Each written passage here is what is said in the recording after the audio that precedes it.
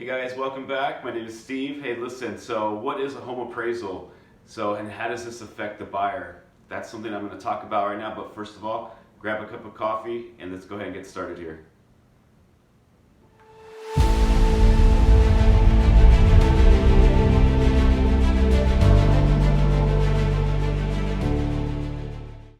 Hey guys, so welcome back. So like I said, my name is Steve. I'm from Suarez Realty Group out here in the Los Angeles, San Gabriel Valley. And today I wanted to talk about what is a home appraisal. So in the sense for a buyer, right? So if you're looking to buy a house, how does this affect you? And on my next episode, I'm actually going to talk about how it affects the seller. So just a couple of points here and stuff like that. I just wanted to talk about that. So basically what a home appraisal is, it's the process through which a real estate appraiser is going to determine the fair market value of a house. So a lot of times as sellers, we think our homes are worth more than what they really are. So the appraiser is going to come in, he's biased, he's neutral, he's going to come in and he's going to actually evaluate the home as to what he feels the home is the fair market value. And there's a big process to that. A lot of times they're going to go and use comps in the area, homes that have sold recently, the condition of the home, and so on and so forth. So that's just part of what the process is as far as the appraisal goes.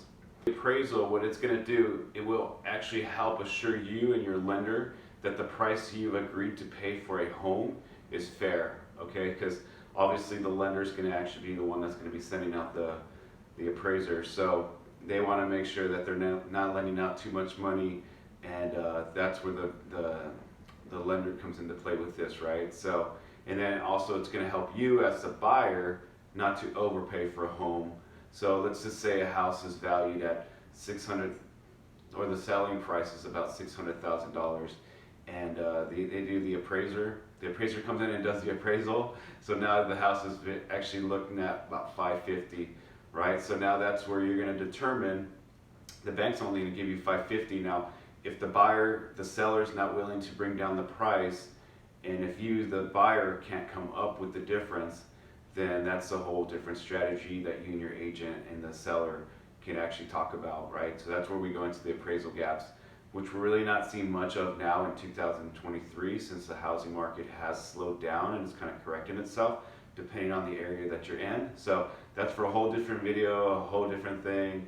So anyhow, so that's what it's going to do. It's going to help you and the lender determine if the price that you're asking to pay for the home is. So like I was saying, at the same time, what you're going to want to do is make sure that your agent, they're going to include an appraisal contingency in the sales contract when you guys present to the sellers. So that way it's going to protect you, the buyer, from purchasing something that you just can't afford. So just like I was saying in the example earlier, say the seller's selling the house for $600,000 and the appraisal comes in at $550. Now there's that gap, and maybe the seller is just not willing to bring it down and work with you guys. It's going to give you, the buyer, the ability to walk away. And in most cases, you're going to be able to walk away with your earnest money. So that's something you just kind of want to make sure that you talk to your agent when you guys are presenting and writing up the contract. And this is going to help, like I said, it's going to help you just walk away from something that's just not affordable, right? Now, so at the same time, if you're buying a house cash or in a seller's market, you can possibly skip the co-contingency. Now, again, that's something that you would discuss with your agent, see what they feel, what they're thinking.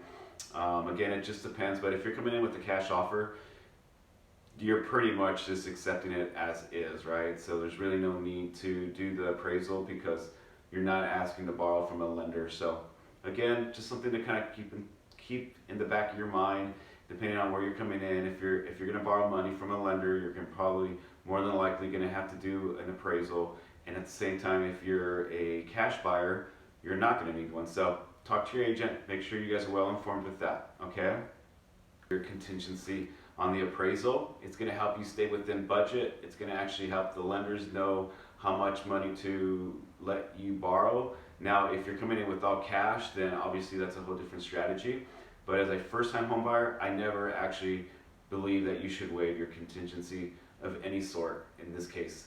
It's going to help you stay within budget, and what it's really doing, it's just kind of protecting you, the buyer, from overpaying for something that's just not worth being sold for.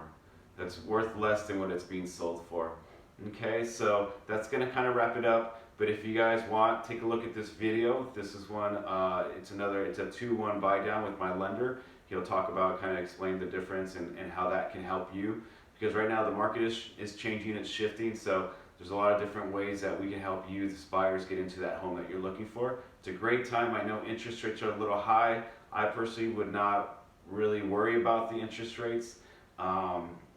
And just kind of be able to purchase, if you're able to purchase that home that you really want now, it's a great idea to do that. So for the fact that 5-10 years from now, that particular home will be worth more, and interest rates more than likely will have come down, which you have more control of in the sense of refinancing later. So if you're able to do it, I suggest that you buy the house now, continue looking in 2023. If you guys want, reach out to me. I'll have all my information here somewhere and down in the description. Give me a call. I'd love to talk to you guys, help you guys out in any way, and we can have a cup of coffee or just kind of chat over the phone and stuff. So, all right, guys, hope you found this interesting.